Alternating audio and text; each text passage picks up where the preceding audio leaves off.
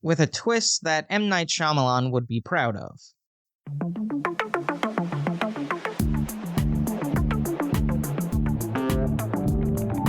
Just what you've been waiting for. Movies, TV, music, and more. Follow, subscribe, stay up to date. Episodes drop every other Monday. It's the man, watch that. It's the man, watch that. It's the man, watch that podcast.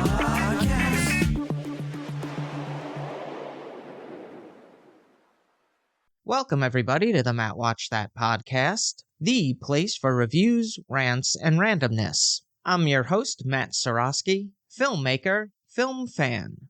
Each episode, I'm going to watch a movie or TV pilot that I probably should have seen but never got around to. It could be a recent favorite, critic's choice, or cult classic. To join in on the conversation, follow me on Twitter, Instagram, and Facebook, at Matt Seroski. You can subscribe to my YouTube page where I'll post videos and clips from the show. If you have any opinions on what I've discussed, or suggestions as to what I should see next, use the hashtag MattWatchThat on social.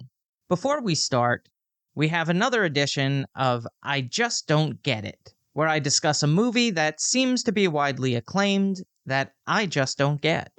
This time around, we're talking about Donnie Darko. Now, you can imagine the type of pretentious people you find yourself associating with when enrolled in film school, and every single one of them raved about this movie. It's dark, it's complex, it's quirky, it's gripping. So I bought the DVD, and I watched the movie with bated breath. It's a lot of things, but mostly, it's incomprehensible. A disenchanted teenager living in the suburbs tries to survive the end of the world with the help of a life-size man in a rabbit costume. Or something.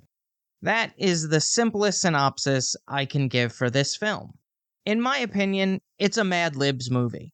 You fill in the blank with random concepts in the hopes of appearing profound and unconventional, and when people don't get it, you can say that they're not on your intellectual plane. It was recently featured on The Last Drive-In with Joe Bob Briggs, so I had the great fortune of watching it again, in the hopes that, with age and wisdom, I'd be able to decode the hidden virtues and unlock the deeper meaning. The only thing I found was the remote after about 20 minutes. Look, I don't like being hard on movies, but when the actors involved, including your lead, have stated publicly that they have no idea what this movie's about, I feel I'm on the right side of history. On the positives, it was a star-making vehicle for Jake Gyllenhaal, and Patrick Swayze gave a great performance as self-help guru Jim Cunningham. The cast also includes Maggie Gyllenhaal, Jenna Malone, Seth Rogen, Noah Wyle, and Drew Barrymore. So what am I missing here? How do you feel about Donnie Darko? Hit me up on social media using the hashtag MattWatchThat with your thoughts on the film. On to the main attraction. Each review will end with a ranking out of 5 stars. 1 star is skip it, 2 stars watch at your own risk, 3 stars standard fare, 4 stars worth checking out, and 5 stars must see. Now, if I give a title 5 stars, it doesn't mean I'm comparing it to Casablanca, Jaws, or Seinfeld. I rank titles based on other movies or TV series in that genre and at that time period. On this episode of the podcast, I'll be reviewing Laura from 1944. It was directed by Otto Preminger, who helmed Biography, The Court Martial of Billy Mitchell, war drama Exodus, and action-adventure Rosebud. He was nominated for 3 Best Director Academy Awards for Anatomy of a Murder, The Cardinal, and this movie.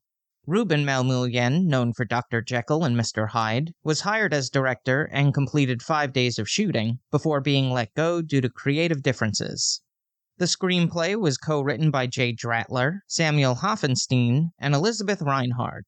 They were nominated for an Academy Award for Best Writing Screenplay of this movie.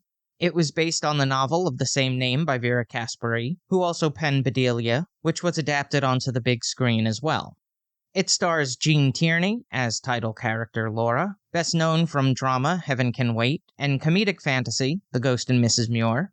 Dana Andrews, of The Best Years of Our Lives fame, portrays New York City police detective Lieutenant Mark McPherson. And Golden Globe winner Clifton Webb plays Waldo Lydecker. Tierney and Webb would go on to star together in The Razor's Edge. Director Preminger would reunite with Tierney and Andrews in Where the Sidewalk Ends in 1950. Laura also features Vincent Price in a non-horror role, as well as Emmy and Tony Award winner Judith Anderson. This is something to look out for. The three-sided liquor bottle next to Dana Andrews is a high-quality scotch that was a favorite of Nick Charles in The Thin Man and was referenced in The Lost Weekend. So let's jump into it. Laura was a marketing executive who worked for the Bullitt & Company advertising agency. She had an eager mind who seized upon any opportunity to improve. Her talent and imagination helped her rise to the top of her profession rather quickly. Then, on Friday, her life was taken by a shotgun blast to the face inside the doorway of her apartment. Hard-boiled New York City police detective Lieutenant Mark McPherson has been recently brought on to the case. He was part of the Seas of Babylon, Long Island, where he arrested a gangster who shot 3 police officers with a machine gun. He got a leg full of lead for his efforts. He visits the apartment of newspaper columnist Waldo Lydecker, a self-absorbed high society type who was close with Laura. Early in her job, he endorsed a pen which propelled her career forward. He was supposed to have dinner with Laura on Friday, but she canceled last minute. After questioning, Waldo asks McPherson if he could tag along as he meets with other potential suspects, which includes Miss Ann Treadwell, Laura's aunt, and Mr. Shelby Carpenter, a Kentucky aristocrat who is set to marry Laura. Here's a quote without context. "I can afford a blemish on my character, but not on my clothes." Laura is a stylish film noir classic, with the prototypical features of the genre: high-contrast lighting, stark camera angles, and an air of mystery surrounding the story and characters, with a twist that M. Night Shyamalan would be proud of. The first half of the film is told in flashback, and takes a turn around the halfway point, at which the pace of the film slows down a bit, and we see the case reveal itself in real time. It's a sophisticated movie that keeps you in suspense and never disappoints. There are a couple of things that a younger generation might guffaw at. The dialogue can be overly poetic sounding at times, especially coming from writer Waldo Lydecker. Speaking of, there were 2 scenes where he was composing on a typewriter while in the bathtub, like Trumbo. Was this a common occurrence back in the day? Did all writers do this? Alphonse, look that up for me. Another oddity was that Waldo, a suspect himself, was allowed to accompany McPherson to come along as he interrogates other suspects. That can't be standard police procedure. It's a bit of an odd movie. Everyone is in love with each other, but outside of one kiss, there is no romance between any of them. But somehow, it works more effectively than having passionate public displays of affection. I don't think I've seen Vincent Price in a movie that didn't involve Edgar Allan Poe, so it was interesting watching him in a different role. Even though he didn't have his signature pencil mustache, his voice is instantly recognizable. But I never realized how tall he is. He is a broad-shouldered giant. Lastly, I've said this before, I'm not the biggest fan of black and white films. Not from a technical aspect. They're usually so much more cinematic than modern movies. But the dialogue, the clothing, it's tough for me to relate to these type of characters. But film noir is one of my favorite old-school genres, so it was a joy to watch this film. Now for a little trivial trivia. Otto Preminger cast Clifton Webb after seeing him in a production of Blithe Spirit in Los Angeles, and Charles at the Biltmore Theater in New York. Laura was distributed by 20th Century Fox, and filmed at Stage 9 on the 20th Century Fox Studios lot. The cinematography was captured by Joseph Lachelle, whose filmography includes Romance Marty, Dramedy The Apartment, Epic Adventure How the West Was Won, and black comedy The Fortune Cookie. He won an Oscar in 1945 for Best Cinematography, Black and White, for this movie. It was edited by Louis R. Leffler, who worked on the mystery My Cousin Rachel, action-adventure River of No Return, drama The Long Hot Summer, and western The Tall Men. He was nominated for 2 Academy Awards for Best Film Editing, of Anatomy for a Murder and The Cardinal.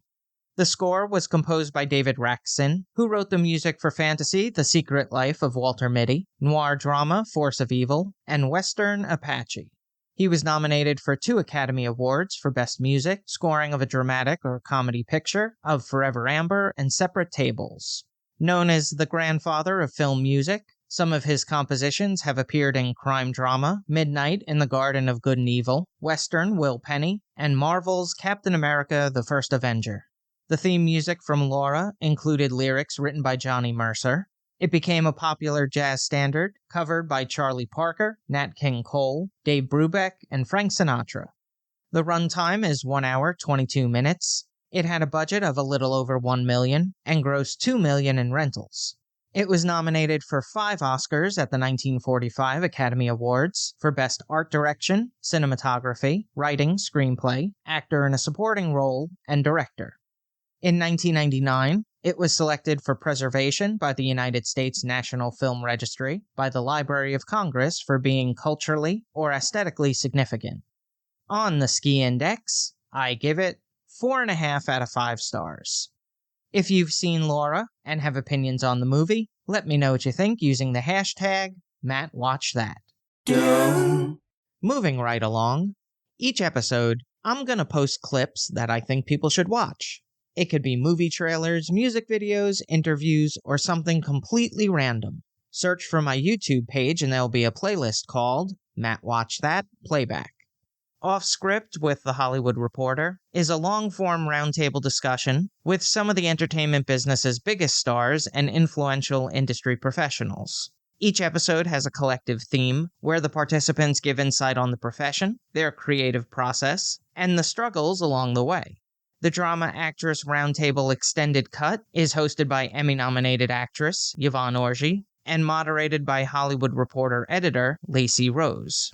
It features Jennifer Aniston as she prepares for Season 4 of The Morning Show, Jodie Foster coming off the success of True Detective Night Country, Sofia Vergara speaks about her experience in her first drama miniseries, Griselda, Anna Sawai expresses the importance of her culture on the roles she chooses, including the historical drama Shogun. Nicole Kidman and Naomi Watts talk about their friendship and the importance of having supportive people around you. And Brie Larson gets open and honest about comic book fandom. It's an interesting conversation, obviously, if you're into that sort of thing, but I've always found that behind-the-scenes information always makes me appreciate the artists and the art more. Off Script with The Hollywood Reporter has been on for 2 seasons, and while it's in partnership with AMC Networks, it can be streamed on AMC Plus and a couple of other different platforms. This episode is available in the Matt Watch That Playback playlist on YouTube.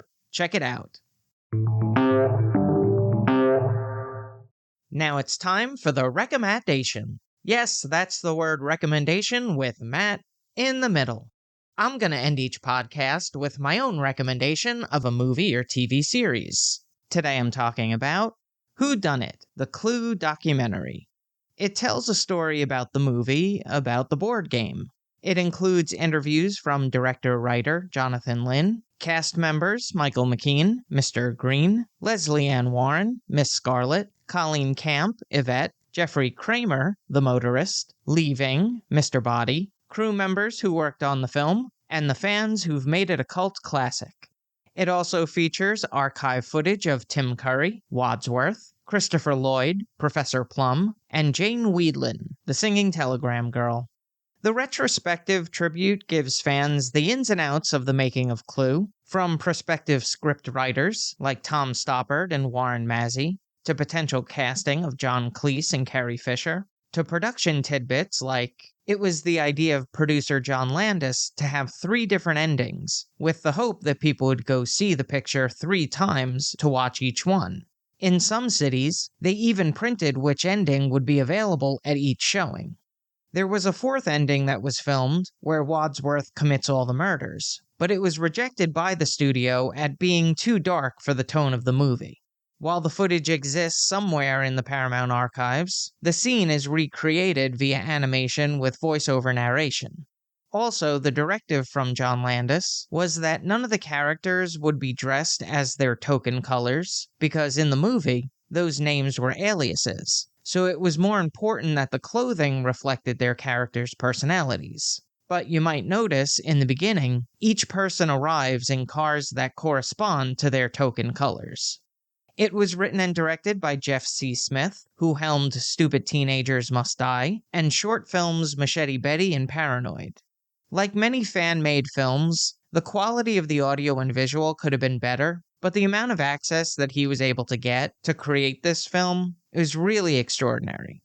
Who Done It? The Clue documentary is currently streaming on Prime Video, Hoopla, Tubi, and Cineverse. That's all for this edition of Matt Watch That. Thanks for listening to me babble. You can follow me on Twitter, Instagram, and Facebook at Matt Seroski. You can subscribe to my YouTube page where I'll post videos and clips from the show. If you have any opinions on what I've discussed or suggestions as to what movie or TV pilot I should see, use the hashtag MattWatchThat on social. Head over to mattseroski.com for all the latest news and updates, and come back next time for the reviews, rants, and randomness.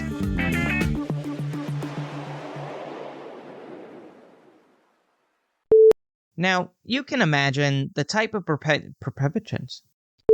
He was nominated for 3 Best Academy Award Actor, Director, something.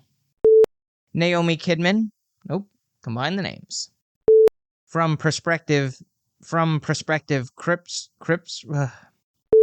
Hard-boiled New York City Police Detective Lieutenant Mark McPherson. I almost made it.